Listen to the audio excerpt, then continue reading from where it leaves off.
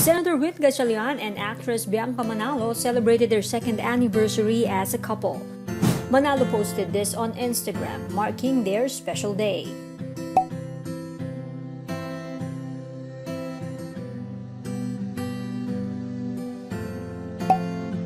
The senator sent the actress flowers.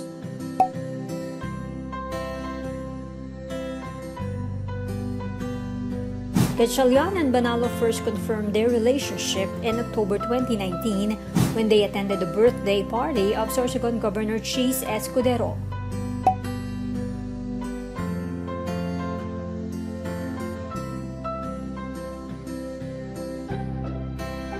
Since then, they have been open about their relationship, sharing photos on Instagram.